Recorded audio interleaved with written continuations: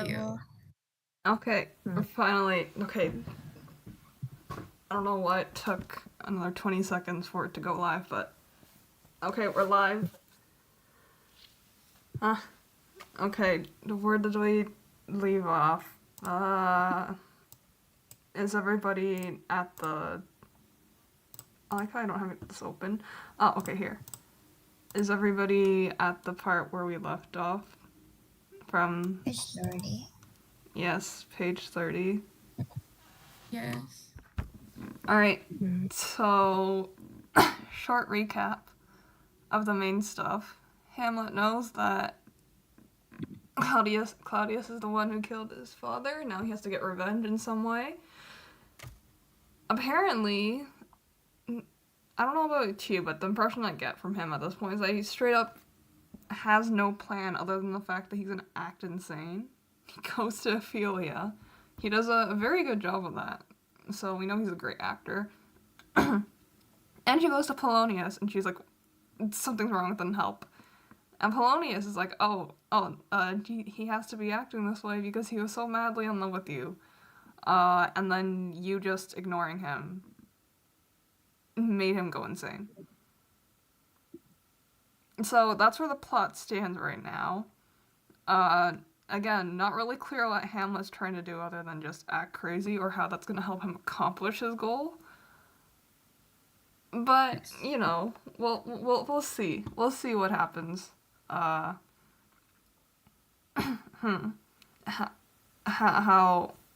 if he has anything planned at all with the way with the way things are progressing. Okay, so now the next scene. You got Claudius, Gertrude, and Rosencrantz and Guildenstern. Let's see. Bro, they have like 0. Okay. Claudius and Gertrude have a few lines? Huh. Claudius has a lot of lines. Okay, yeah. They remain constant for the entire scene. So who wants to be Claudius? Who wants to be Gertrude?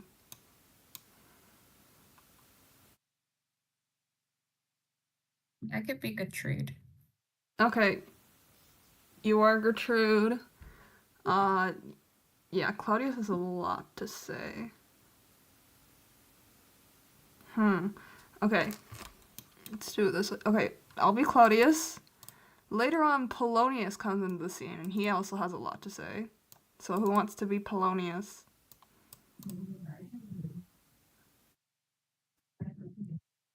Come on.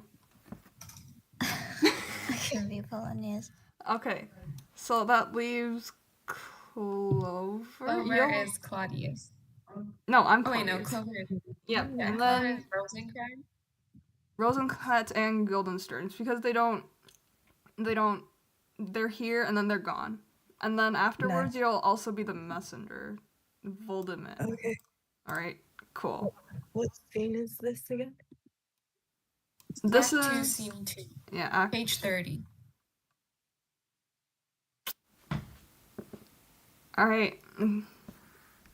I'll start with Claudius. Welcome, dear Rosencrantz and Guildenstern. Moreover that we much did long to see you. The need we have to use you did provoke our hasty sending. Something have you learnt of Hamlet's transformation, so call it, since nor the exterior nor the inward man resembles that it was. What it should be, more than his father's death, that thus hath put him so much from th' understanding of himself, I cannot dream of. I entreat you both that, being of so young days brought up with him, and since so neighboured to his youth and havior, that you vouchsafe your rest here in our court, some little time so by your companies to draw him on to pleasures and together, so much as from occasion you may gleam, whether aught, to us unknown, afflicts him thus, that opened, lies within our remedy. Good gentleman, he hath much talked of you, and sure I am 2 men there are not living to whom he more adheres. If it will please you to show us so much gentry and goodwill as to expend your time with us a while for the supply and profit our hope, your visitation shall receive such thanks as fit as king's remembrance.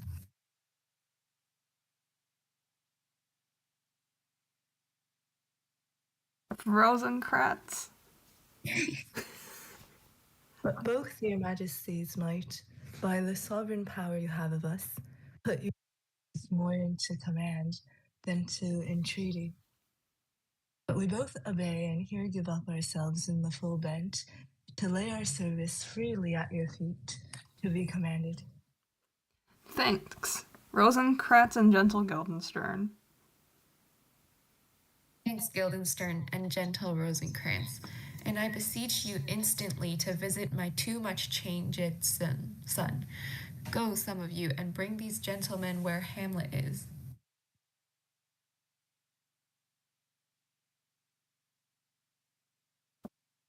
Guildenstern. Heavens make our presence and our practices pleasant and helpful to him. Amen.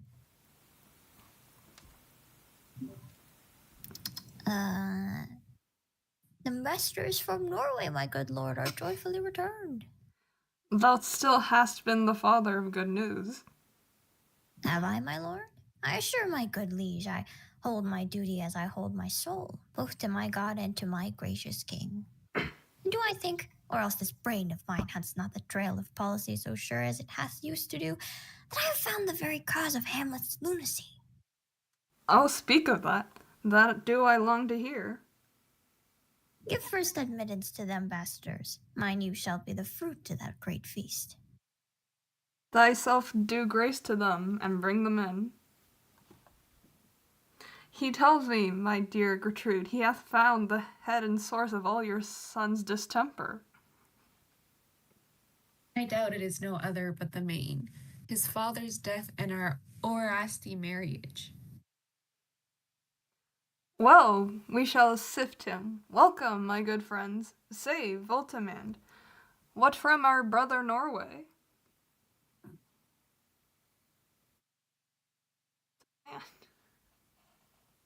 Nobody has this. It's the messenger! Oh, the messenger. Sorry, I'm here. My brother, darn, is trying to switch to the No Fear Shakespeare version. It's okay.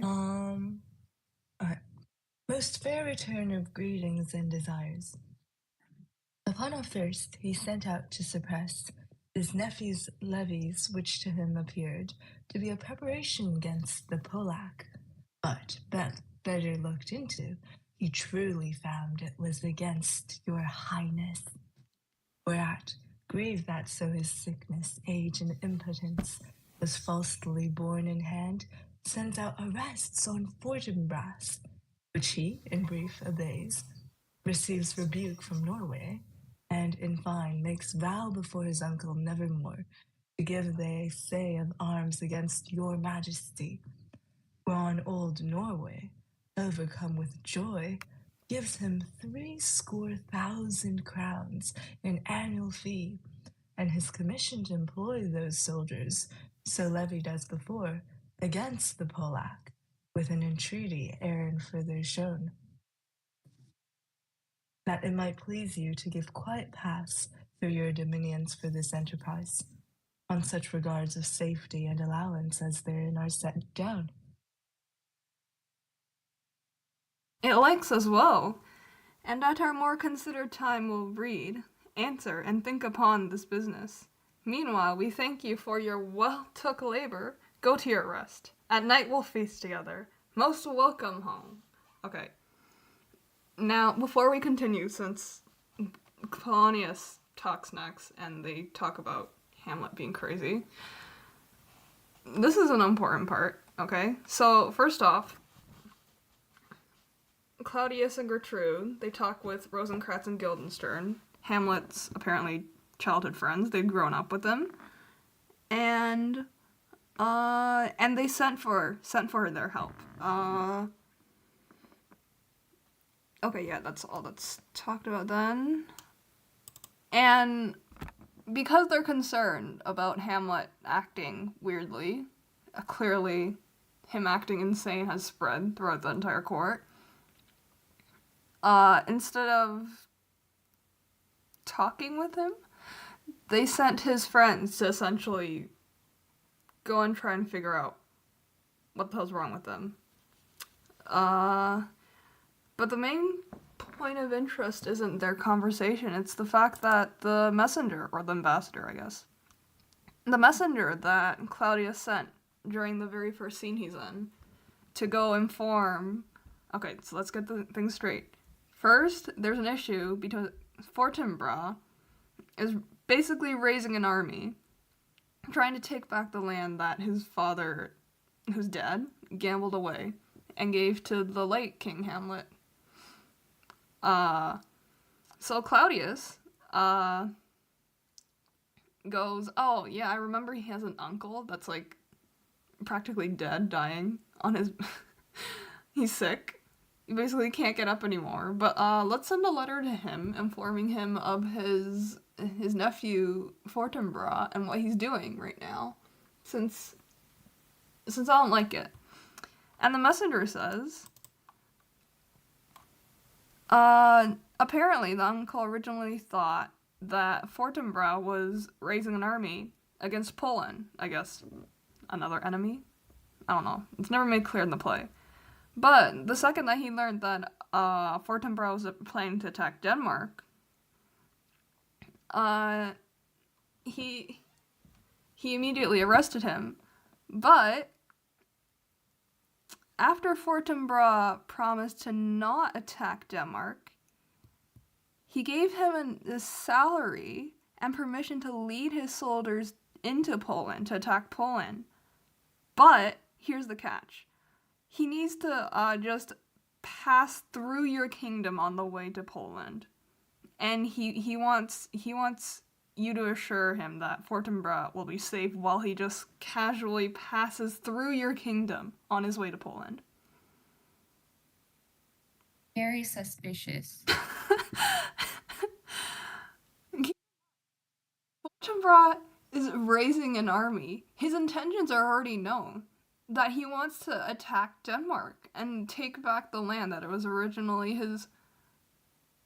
That was originally rightfully his, that his father gambled away. And now, if you take away all of that extra fluff, he's like, oh yeah, I'm not gonna attack you anymore. Actually, I was gonna attack Poland. I just need to bring my army through your entire country to attack Poland instead. I know, like, all of us are, like, sleep deprived, and it's early in the morning right now, but I don't think... Very suspicious. Yeah. It's not exactly a hidden... It's not just suspicious, it's not even hidden. It's just casually, and the worst part is, Claudius, I like this news. Huh? He buys into it. It's like, yeah, just kidding, bro. Actually, I'm attacking Poland instead. Yeah, don't mind me. Don't mind the army that I was originally raising against you. Actually, I'm gonna go attack Poland now. Sorry, it was just a prank.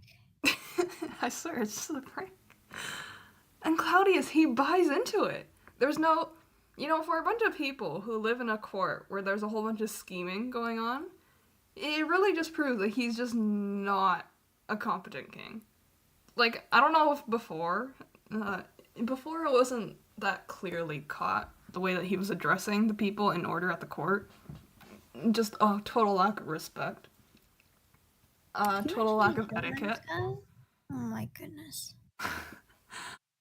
It just shows he has no... How do you say it? He has no political mind? He has no political prowess? He has none of the makings of an actual... Well, I wouldn't say that so quickly, but when it comes to, the things expected of a king to be able to maneuver politically between the different countries, he just has none of that. He has none of the mind for that. And on the contrary, it actually shows Fortinbras appears to, despite the fact that he's clearly younger than Claudius, maybe around Hamlet's age, I don't know. But just the contrast between the two characters. The fact that Fortinbras is able to deal with his uncle and somehow slide this past both his uncle and Claudius. Okay, it actually shows positively on him when it comes to this political scheming, this political maneuvering. So, yeah. That's an interesting point. Both in Claudius's character and Fortinbras. Alright, now let's continue. The messengers leave. Polonius. This business is well ended. My liege and my madame, to expostulate what majesty should be, what duty is, why day is day, night and night, and time is time, were nothing but to waste night, day, and time. Therefore, since brevity is the soul of wit, and tedious the limbs and outward flourishes, I will be brief. Your noble son is mad. Mad, I call it. For to define true madness, what is but to be nothing else but mad? But let that go. More matter with less art. Madame, I swear I use no art at all. That he is mad, 'tis true. 'Tis true, 'tis pity, and pity 'tis true. A foolish figure, but farewell it, for I will use no art. Mad let us grant him then, and now remains that we find out the cause of this effect, or rather say the cause of this defect. For this effect, defective comes by cause. What the fuck is he saying? Thus it remains, and the remainder thus perpend. I have a daughter, have while she is mine, who in her duty and obedience, mark, hath given me this. Now gather and surmise. To the celestial and my soul's idol, the most beautified Ophelia, that is an ill phrase, a vile phrase. Beautified is a vile phrase, but you shall hear. Thus, in her excellent white bosom, these, etc. Read this from Hamlet to her? A good madame, stay a while. I will be faithful. Doubt thou the stars are fire, doubt that the sun doth move, doubt truth to be a liar, but never doubt I love. Oh, dear Ophelia, I am ill at these numbers. I have not art to reckon my groans, but that I love thee best, oh, most best believe it. Adieu. Thine evermore, most dear lady, whilst this machine is to him, Hamlet. This in obedience hath my daughter showed me, and more above hath his solicitings as they fell out by time, by means, and place, all given to mine ear. But how hath she received his love? What do you think of me? As of a man faithful and honorable? Oh. Wait, that's not right. It's so confusing how the names are I like know. cut off. Yes, There you go. as a man faithful and honorable. God, this yapper, what the fuck? I know he's not sticking to the point. He's just talking and Totally. he's just saying a lot of words that saying a lot of nothing. I would fain prove so, but what might you think when I had seen this hot love on the wing as I perceived it? I must tell you that before my daughter told me, what might you or my dear majesty, your queen here, think if I had played the desk or table book or given my heart a winking, mute and dumb, or looked upon this love without a sight? What might you think?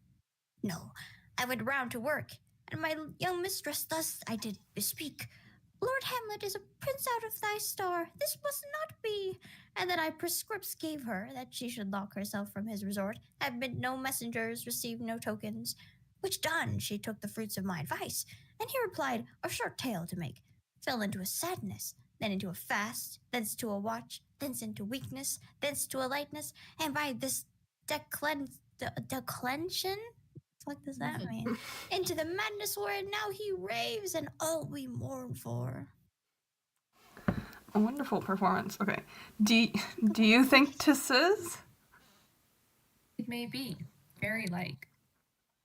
Hath there been such a time, I would fain know that I have positively said 'tis so, when it proved otherwise. Not that I know. points to his head and shoulders. Take this from this if this be otherwise. If circumstances lead me, I will find where truth is hidden, though it were hid indeed within the center. How may we try to further? You know, sometimes he walks 4 hours together here in the lobby. So he does indeed. At such a time, I'll loose my daughter to him. Be you and I behind a raise? A ras? What is that? A pillar? Then mark the encounter. If he love her not, and be not from his reason fallen thereon, let me be no assistant for estate, but keep a farm in Carter's. We will try it. Oh. So look, we're Clover, set you're up. gonna be Hamlet. Okay. Alright, we will try it. Look where sadly the poor wretch comes reading. Away, I do beseech you, both away. I'll board him presently. Oh, give me leave. How does my good Lord Hamlet? Well, God of mercy. Do you know me, my lord? Oh, excellent. Well, you are a fishmonger. Not I, my lord. Then I would you were so honest a man. Honest, my lord. Aye, sir. To be honest, as this world goes, is to be one man picked out of 10,000. Ah, that's very true, my lord. For if the sun breed maggots in a dead dog, being a good kissing carrion. Have you a daughter? I have, my lord. Let her not walk in the sun. Conception is a blessing, but as your daughter may conceive. And look out, look to it. How say you by that? Still harping on my daughter, yet he knew me not at first. Still, what? He said I was a fishmonger. He is far gone. And truly my youth I suffered much extremity for love. Very near this. I'll speak to him again. What do you read, my lord? Words, words, words. What is the matter, my lord? Between who? I mean, the matter that you read, my lord. Slanders, sir.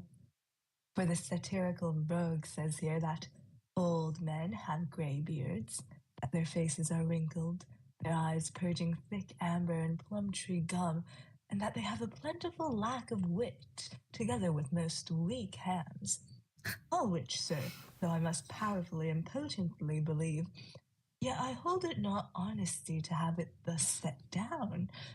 For yourself, sir, should be old as I am, if like a crab you could go backward. Though this be madness, yet there is a method in it. Will you walk out of the air, my lord? Into my grave. Indeed, that is out of the air.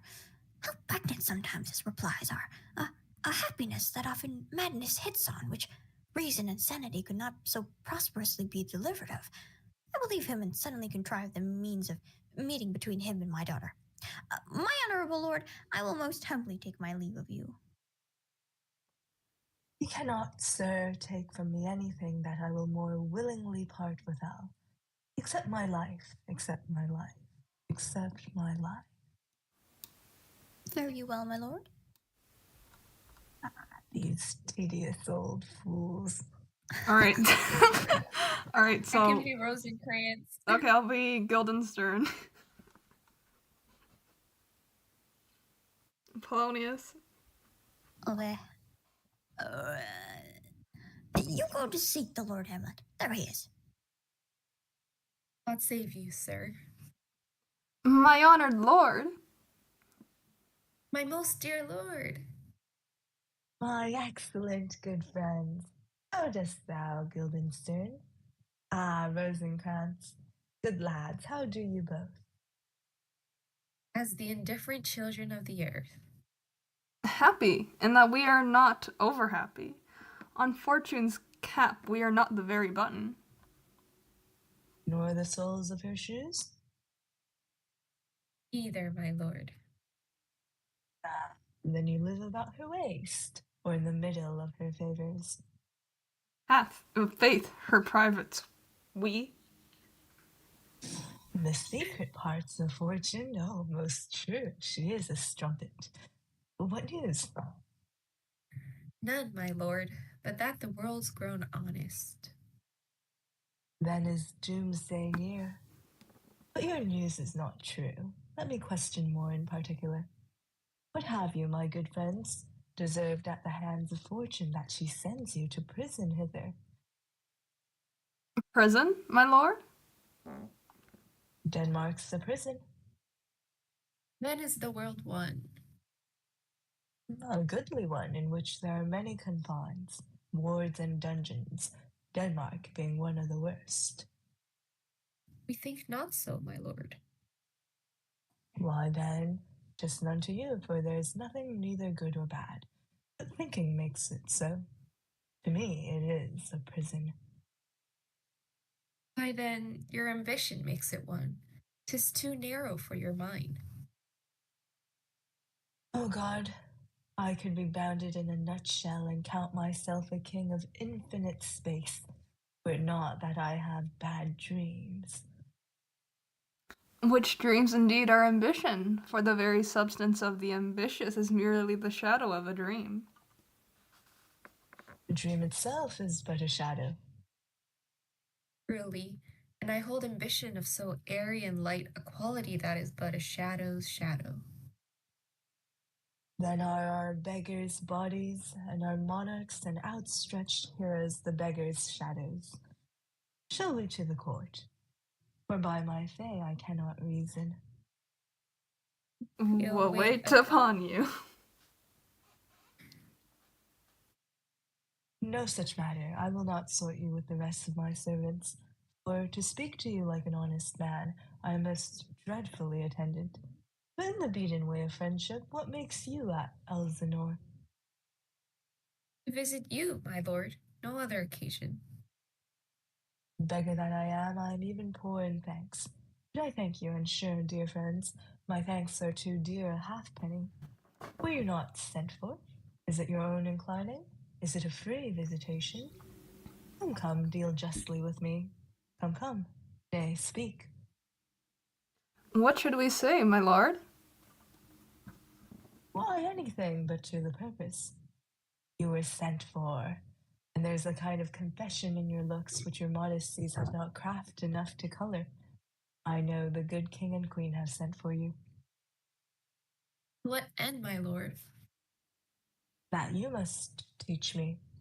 But let me conjure you by the rights of our fellowship, by the consonancy of our youth, by the obligation of our ever-preserved love, and by what more dear or better proposer would charge you withal.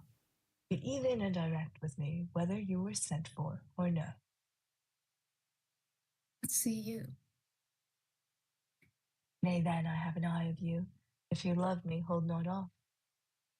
My lord, we were sent for. Oh my gosh. I think Hamlet's a yapper. I will tell you why. So shall my anticipation prevent your discovery, and your secrecy to the king and queen moult no feather. I have of late, but wherefore I know not, lost all my mirth, foregone all custom of exercises, and indeed it goes so heavily with my disposition that this goodly frame, the earth, seems to me a sterile promontory.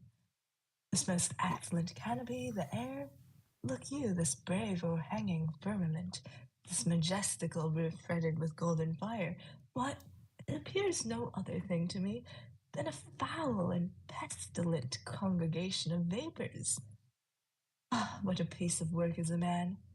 How noble in reason, how infinite in faculty! In form and moving, how express and admirable! In action, how like an angel! In apprehension, how like a god! The beauty of the world, the paragon of animals. And yet, to me, what is this quintessence of dust? Man delights not me. No, nor woman neither, though by your smiling you seem to say so. All right, just pause for a second here, because the scene transitions into something else that I want to just recap a bit before we get into that. But first, Polonius addresses the king and queen. As you all probably noticed by now, the man just doesn't stop yapping. But even Gertrude, I would say, and I've mentioned this before, how the female characters in the play, as reflecting the times that they were in, they don't speak much. They're never the first to speak. They always follow up on the male character's words. But like even Gertrude, she interrupts Polonius, so she's like, get to the point. And let's go back to the point where Hamlet starts talking to Polonius.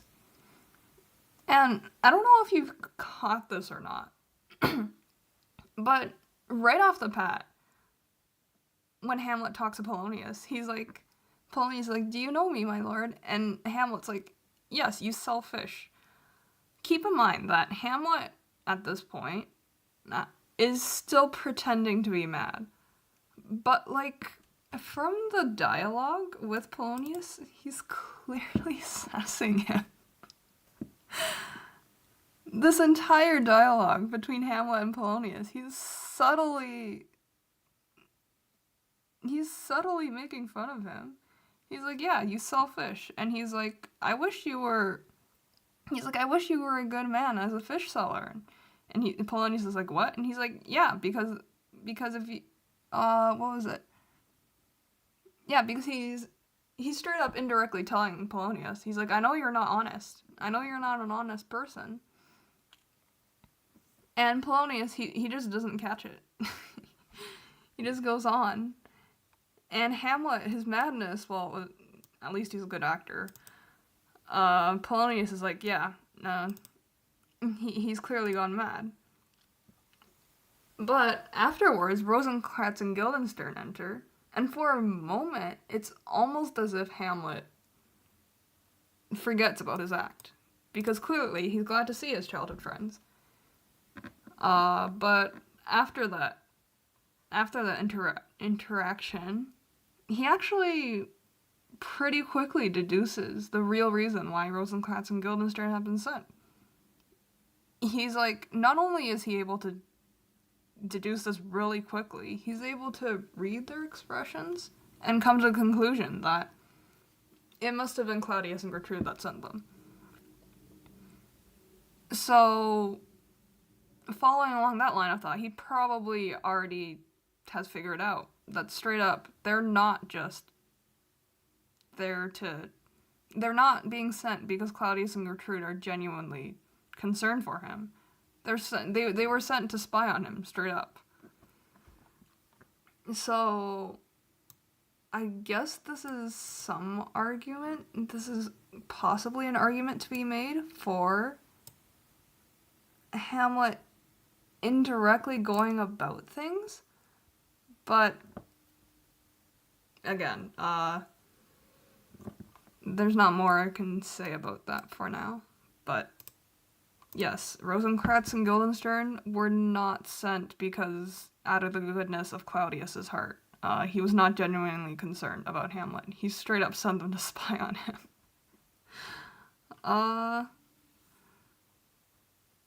Yeah, okay. Let's continue.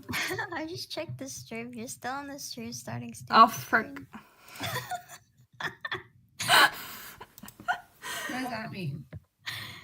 On the YouTube stream, Livia drew fucking. Anyway, we have a piece of artwork. We're supposed to display, like, on as you play the video. Yeah.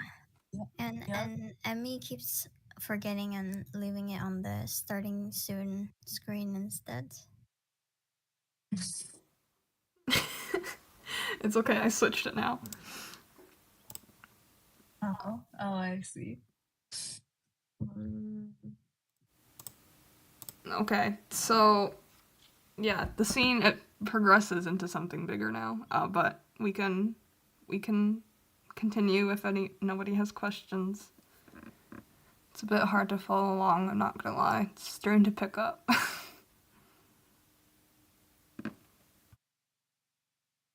uh, Rosencrantz, right? yes, so, yes, Hamlet's like, you're smiling. Why? My lord, there was no such stuff in my thoughts. Hmm?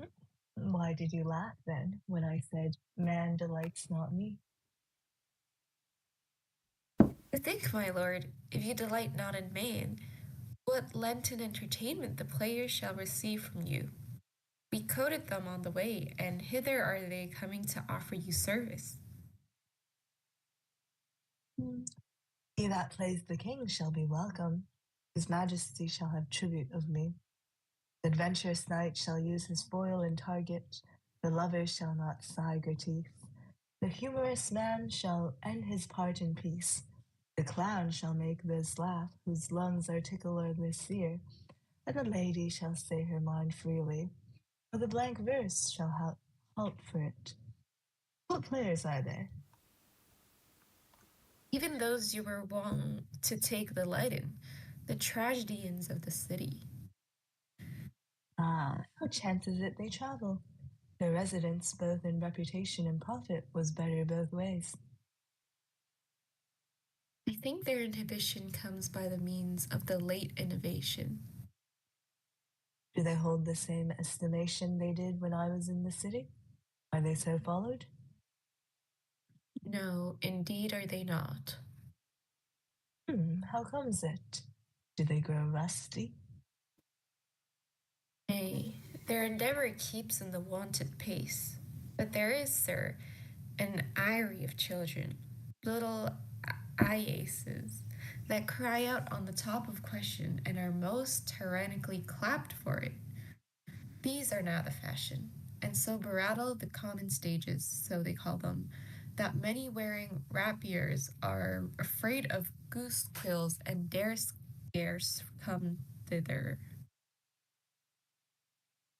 What? Are they children? Who maintains them? How are they escorted? Will they pursue the quality no longer than they can sing? Will they not say afterwards, if they should grow themselves to common players, as it is most like if their means are no better, their writers do them wrong to make them exclaim against their own succession? Faith, there has been much to do on both sides, and the nation holds it no sin to tar them to controversy. There was, for a while, no money bid for argument unless the poet and the player went to cuffs in the question. Is it possible?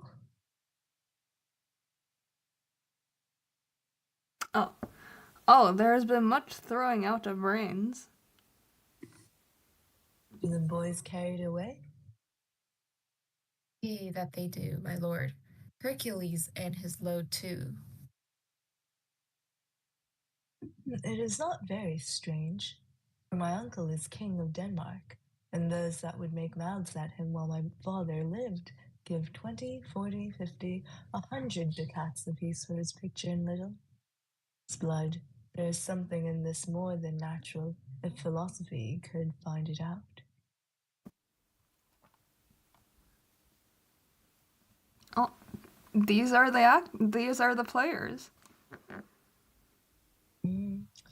Gentlemen, you are welcome to Elsinore. Your hands come then. Appurtenance of welcome in fashion and ceremony. Let me comply with you in this garb, lest my extent to the players, which, I tell you, must show fairly outwards, should more appear like entertainment than yours. You are welcome. But my uncle father and aunt mother are deceived. In what, my dear lord? I am but mad north-northwest. When the wind is southerly, I know a hawk from a handsaw. Well be with you, gentlemen. Hark you, Guildenstern, and you two, at each ear a hearer. That great baby you see there is not yet out of his swaddling. Happily, he's the second time to come to them. For they say an old man is twice a child. Idle prophecy comes to tell me of the players. Mark it. You say right, sir. Oh, Monday morning, 'twas so indeed. My lord, I have news to tell you. My lord, I have news to tell you. When Roscius was an actor in Rome, The actors are come hither, my lord.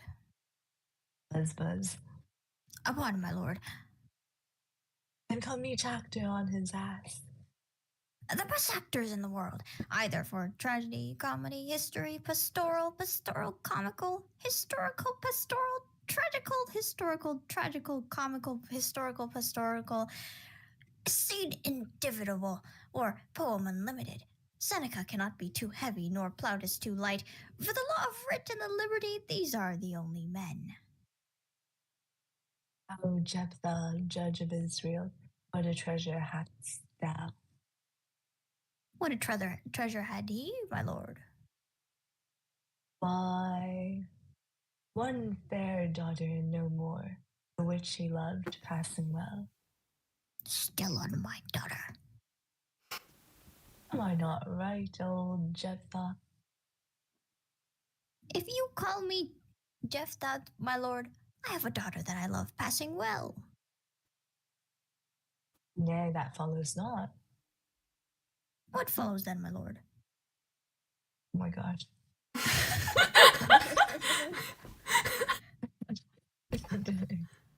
Any of you guys want to be Hamlet? It's okay. Probably. I'll take. Okay, you'll be. Wait, hold up. Holy shit. Let me just Yo. look down. Yo. This Wait, guy. let me just. So sorry. Okay, Hamlet. so it's okay. Huh?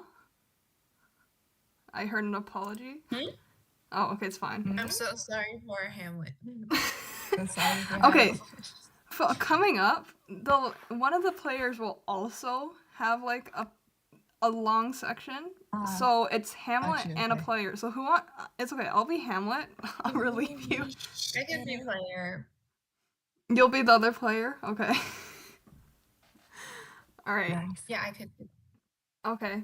I'll be Hamlet. Why? As by lot, God wot, and then you know, it came to pass as most like it was. The first row, the pious Kansan will show you more, for look where my abridgment comes. Enter the players. You are welcome, masters, welcome all. I am glad to see thee well. Welcome, good friends. Oh, old friend? Why, thy face is valiant since I saw thee last. Comest thou to beard me in Denmark? Why, my young lady and mistress, by our lady, your ladyship is nearer to heaven than when I saw you last by the altitude of Chopin? Huh. Pray God, your voice. Chopin? Pray God, your voice, like a piece of uncurrent gold, not be cracked within the ring. Masters, you are all welcome. We'll even to it like French falconers, fly at anything we see. We'll have a speech straight. Come, give us a taste of your quality. Come, a passionate speech. What speech, my good lord? I heard thee speak me a speech once, but it was never acted, or, if it was, not above once, for the play. I remember pleased, not the million.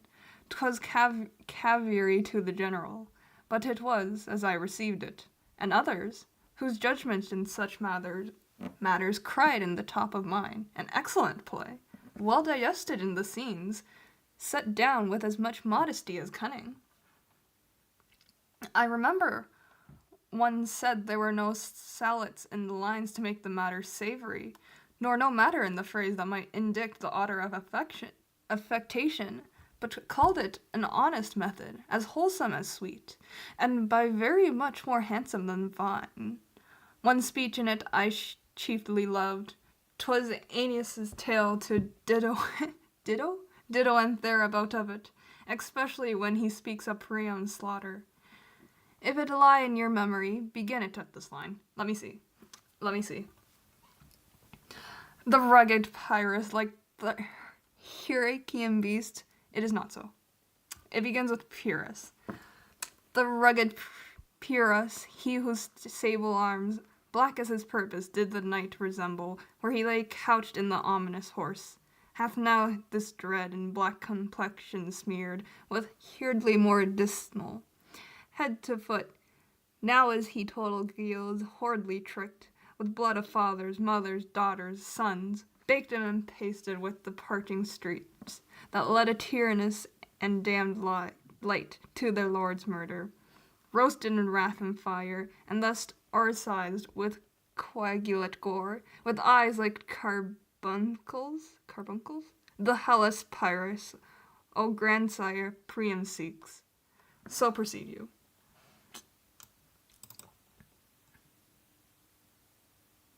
For Hello? God, my lord, well spoken with good accent and good discretion.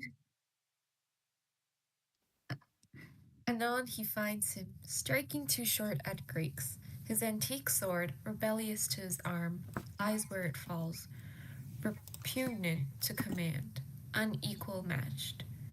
Pyrrhus at Priam drives, in rage strikes wide, but with the whiff and wind of his fell sword the unnerved father falls.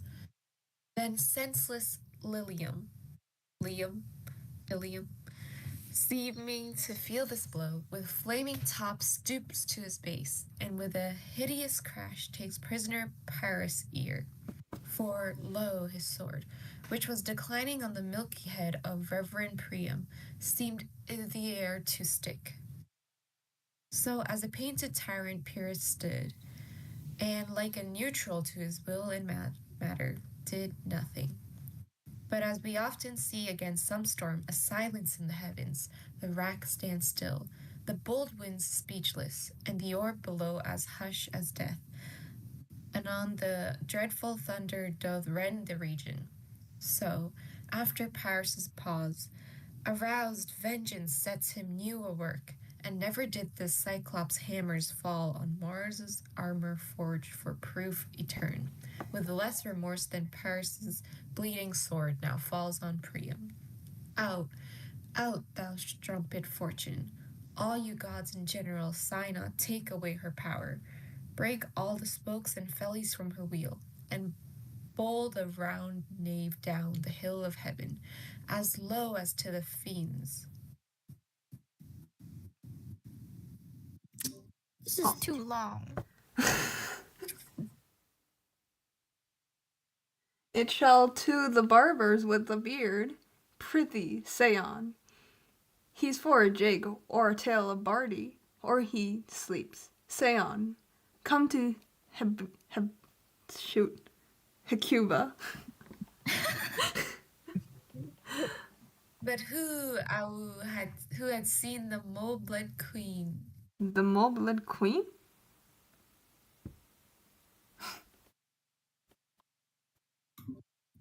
That's good. Mo blood queen is good.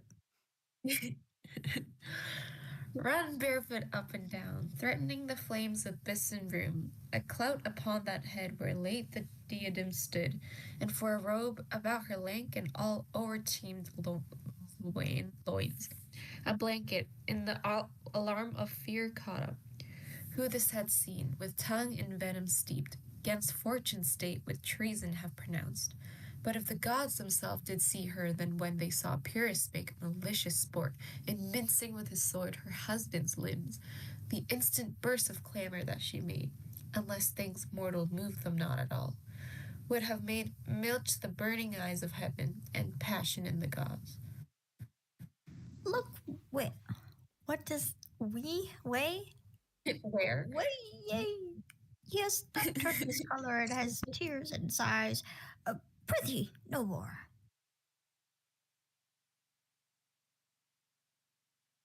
Oh, frick. To the first player. 'Tis well. I'll have thee speak out the rest soon. Good, my lord. Will you see the players well bestowed? Do you hear? Let them be well used, for they are the abstract and brief chronicles of the time. After your death you were better have a bad epitaph than their ill report while you live. My lord, I will use them according to their desert. Desert? Desert? Desert? Desert? Desert? Desert. Desert. God's body kens man much better. Use every man after his desert. Desert. Desert. And who should scape whipping? Use them after your own honor and dignity. The less they deserve, the more merit is in your bounty. Take them in. Come, sirs. Follow him, friends. We'll hear a play tomorrow. Dost thou hear me, old friend? Can you play The Murder of Gonzago? Yea, my lord. We'll have tomorrow night.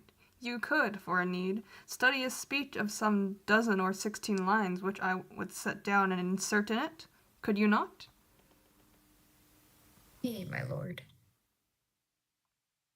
Very well. Follow that lord, and look you mock him not. My good friends, I'll leave you till tonight. You are welcome to Elsinore. Good, my lord. Oh my god, and then we get Hamlet's long monologue. Holy shit. Oh my. It's okay. Good luck. I'll get through it, and by then the scene will end, okay? So goodbye to you. Now I am alone. Oh, what a rogue and peasant slave I am! Is it not monstrous that this player here, but in a fiction, in a dream of passion, could force his soul so to his own conceit, that from her working all his visage waned, tears in his eyes, distraction in his aspect, a broken voice, and his whole function suiting, with forms to his conceit, and all for nothing. For Hecuba, what's Hecuba to him, or he to Hecuba, that he should weep for her? What would he do had he the motive and the cue for passion that I have? He would drown the stage with tears, and cleave the general ear with horrid speech, make mad the guilty and appall the free, confound the ignorant, and amaze indeed the very faculties of eyes and ears.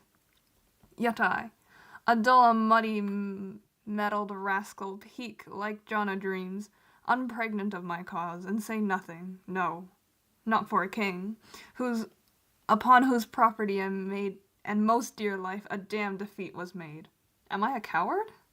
Who calls me villain, breaks my pate across, plucks off my beard and blows it to my face, tweaks me by the nose, gives me the lion throat as deep as to the lungs? Who does me this? Ha! Swoons I should take it, for it cannot be, but I am a pigeon-livered and lack gall to make oppression bitter, or ere this I should have fatted all the region kites with the slaves awful, bloody, body, villain, remorseless, treacherous, lecherous, kindless villain. O vengeance! Why, what an ass I am! This is most brave, that I, the son of a dear father murdered, prompted to my revenge by heaven and hell, must, like a war, unpack my heart with words, and such a cursing like a very drab, a scullion, fie upon foe. About my brain I have heard, that guilty creatures sitting at a play have, by the very cunning of the scene, been struck so to the soul that presently have proclaimed their malefactions. For murder, though I have no tongue, will speak with most malicious organ. I'll have these players play something like the murder of my father before mine uncle. I'll observe his looks. I'll tempt him to the quick. If he do blench, I know my course. The spirit that I have seen may be the devil, and the devil hath power to assume a pleasing shape. Yes, and perhaps out of my weakness and my melancholy, as he is very potent with such spirits, abuses me to damn me. I'll have grounds more relative than this. The play's the thing wherein I'll catch the conscience of the king. Okay. And yeah, the scene ends, and then there's a lot to unpack here. Okay, let me go all the way back to the part where the players enter. So, Rosencrantz apparently has brought a bunch of, I forgot the term. I don't know. Are they just a bunch of actors? I don't know. They're like a theater troupe. Yes, a theater troupe. So this is kind of funny. We have a play inside a play now. But apparently, Hamlet, he's been a fan of this particular troupe since he was young. And Rosencrantz and Hamlet's like, oh yeah, they were incredible before. They were extremely popular in the city. And Rosencrantz is like, apparently not so. Remember the part where it was, I can't remember the exact scene, but it's when Hamlet and Horatio and Francisco, yeah, they were waiting to see if the ghost would appear. And Hamlet remarks on Claudius's partying or drinking into the night. And he's like, yeah, this isn't exactly the best behavior for the nobility, regardless whether or not it's a tradition or not. It's just not a good look to party or drink so heavily and feast so heavily. Shakespeare often comments on things that he sees as he often comments on issues in society at that point in time in his plays. And I've mentioned this before, and as a result, this play is set in Denmark because he doesn't want to risk setting in England and pissing off some people. He often uses his plays as commentary to reflect on issues that he sees in society at that time. So, one common theme that, again, is really prevalent in this play is corruption. We have corruption politically, literally in the sense that Claudius killed Hamlet, but we also have other forms of corruption. As seen with Rosencrantz's conversation with Hamlet, apparently these well-trained, talented actors are hardly able to find employment anymore because, they've replaced them, they have. They essentially have replaced them with child actors who have no talent, and all they do is yell and scream their lines, and apparently it garners apparently they're seen as more favorable by the audience because of their yelling as opposed to actual acting, but as a result they lack the substance of that trained actors just possess. And Hamlet's are you serious? And according to him, and according to Rosencrantz, yes, the young boys are carrying the whole theater on their backs, meaning that they're what's popular now. And Hamlet's like, actually, it's not. Actually, he has a pretty great moment of clarity here, where he goes, actually, it's not so uncommon for people to follow along with the trends. And he makes a really good point. As his uncle's now king, the same people who made fun of him are now rushing to pay hundreds of dollars for even tiny portraits of him. And again, it's just like his moment commenting on the nobility, their habits of feasting, drinking into the night.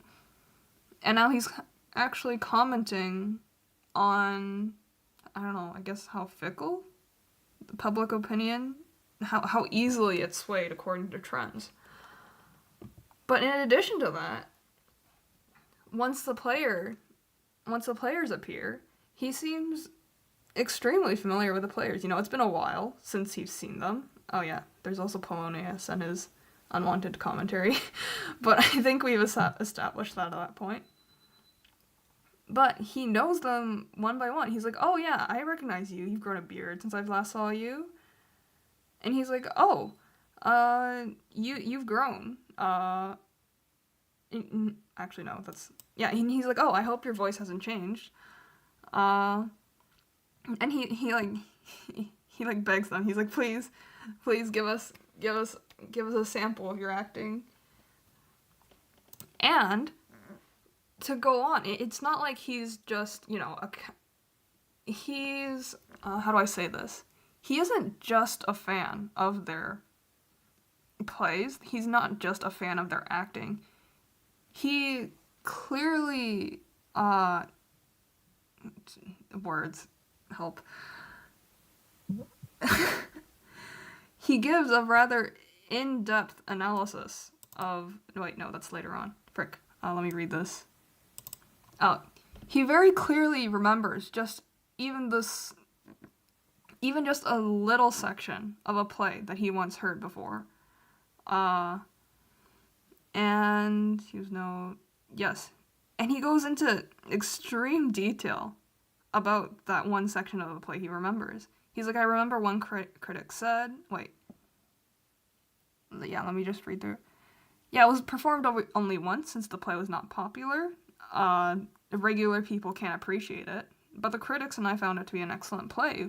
Well-ordered scenes were clever, not fancy. There was no vulgar language to spice up the dialogue, showing off the playwriter's talent. And then he goes to say, I really liked that one scene in particular, where Aeneas told Dido about Priam's murder. As for what that's alluding to, I'll come back to. But, again, it doesn't go to show that not only that Hamlet has some makings of an actual competent leader, he has some makings, like his commentary on the corruption in today's, or the issues when it comes to playwriting and, acting in the arts in his society, and again, with his comments on how fickle the public is to trends when it comes to Claudius becoming king, and suddenly public opinion, it's basically the political thing you see even in today's world, where online a person might, I don't know, I saw this a lot during Obama's administration, where, in the US particularly, where people would just trash him online, but then at the same time, you would see like an image of them in the news posing next to the president, and I'm like, this is the same man that you were trashing on Twitter. But anyways, it goes to show that Hamlet does have his moments where he does show that he isn't just one of those nobles that sit around not knowing what to do. He does have his moments of clarity. He does have his moments where it does show that he has the makings of a well-rounded and well-educated person. And not only that, he's able to recite line for line the exact scene. So it goes to show, essentially, that he doesn't have his moments of being politically savvy, but that when it comes to the arts, he is extremely well educated as well. I mean, it's probably why he's so good at acting. Acting insane. Yes, and then, okay. That's about it to comment on. Actually, no, that's not. There's more. Okay, now the play. Why was there such a giant section of a play within a play, essentially? This story, these are characters from the Trojan War. Does everybody know what the Trojan War is? No. No, Is okay. that the one with the horse? Yes, Or that's no? the one with the horse. Okay, there's several versions of the Trojan War, but basically, it was a giant war that, okay, as for whether or not the city of Troy actually existed, it remains to be debated. There have been some claims that archaeologically, the locations and the timing, I don't know, it matches up in some finds that some they found a city that matches the description of Troy, but whether or not the events of the Trojan War actually happened, it remains to be of question. But essentially, in this version of the story of the Trojan War, okay, shoot, what is the Trojan War first? Okay, this large war that happened, where the version that we're most familiar with, and the wooden horse story that we're most familiar with, is Odysseus, Greek guy. He goes, let's pretend that we retreated. This war went on for like 10 years, over 10 years. And Odysseus goes, it's time for some trickery. We need to end this war. Let's build a giant wooden horse, pretend that all of us have retreated, leave one person behind, when in reality, we've hidden like the ships out of view, and we have like a team, including myself, in the horse. And that one person left behind informs the Trojans that, oh yeah, the Greeks have surrendered. We won the war, and as a result, they bring in the horse to party in the city the whole night, and then once they're drunk, we sneak out, we open the gates, we signal for the ships to attack, and we burn the city of Troy down. And the whole reason for this whole trickery is because Troy's walls were apparently so well fortified that it was just impossible to get in. That's the version of the story that most people would hear of and be familiar with. But in this story, the same thing does happen. The scene that they recite, this happens during the sacking of Troy. The characters they refer to... Okay, let me just...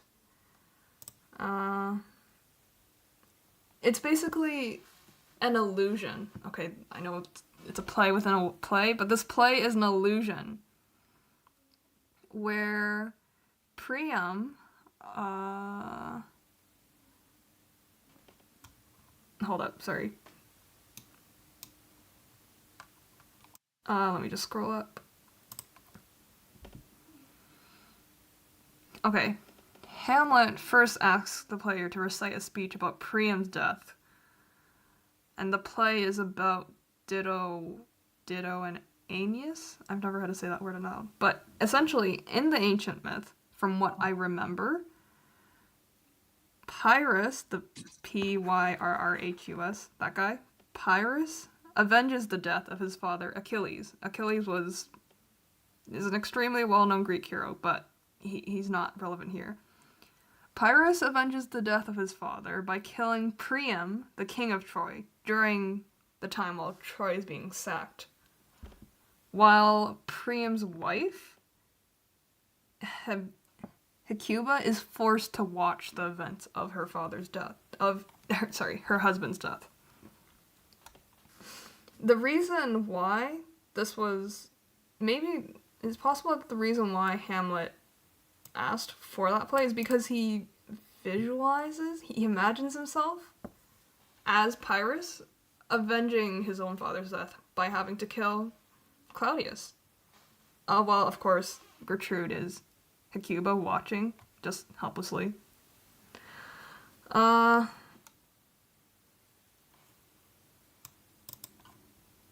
again, it's a point of question of how does Hamlet remember that speech so well? Maybe because of the events.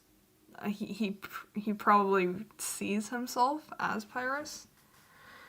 Let me see if I'm missing any details. Yeah, okay. Yeah, I think I've gotten the myth correct. Yeah, okay. And then after all of that, he talks to Polonius, he's like, treat them well. Again, it's this part, remember, he's shown to be courteous towards Horatio, Francisco. He's shown to be an extremely well-mannered person who those who respected him in the first part of the play. Afterwards, after acting mad, although he has told Rosencrantz and Guildenstern, he's like, oh yeah, sometimes I have my moments of clarity, sometimes I act completely mad. he's still courteous enough to treat, the guests, the entire troupe, as they deserve. And he requests, interestingly, for them to play The Murder of Gonzago, which, from his monologue later on, it's clear that he intends to watch Claudius's expression during the actual murder of a character to see if he feels guilty.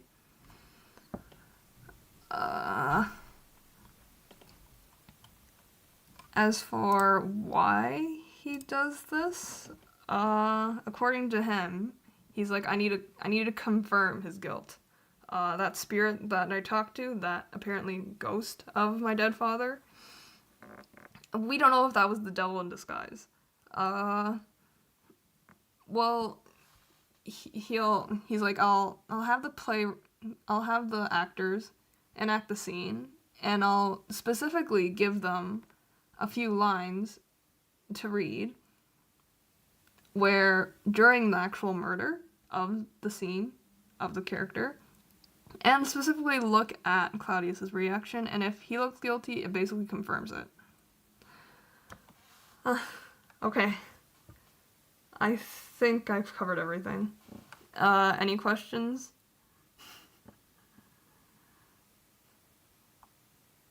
No, I think that was clear. This is a Yeah. really elaborate bear trap. It really is. Emotional, though. Yeah, and exactly. And it's another argument that can be made for Hamlet's inaction, where at this point, I think it's becoming more and more clear that he's making stuff up as he goes. He has no plan before other than to act mad. He didn't know the players were coming. Right. He didn't know the troupe was coming. And he goes, yes, I must gain more, must get more evidence of Claudius's guilt. He seems to be delaying it. Yes. It's here that you can get your maybe second, your first or second piece of evidence, or for your argument that he's intentionally dragging things on. He also had like the self-pity monologue where he was basically punching himself in the face. Yes. Going, stupid, stupid. Yes, I forgot to mention that. He mentions Hecuba, the wife of the king, who's forced to helplessly watch. And he's like, even, wait, is it? Yes, he's like, even the actor,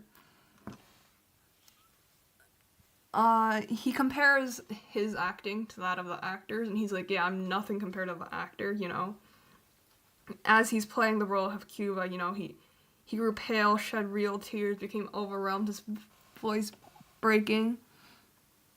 And he's like, just imagine what he would feel if he were in my position.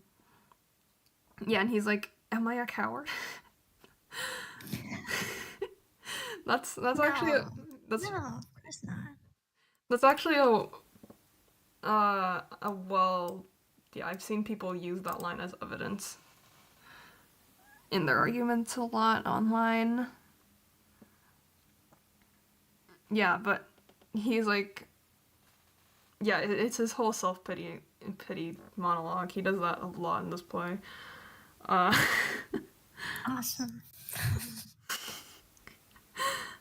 I mean, on the plus side, at least his monologue is better than Polonius's, I'm not gonna lie.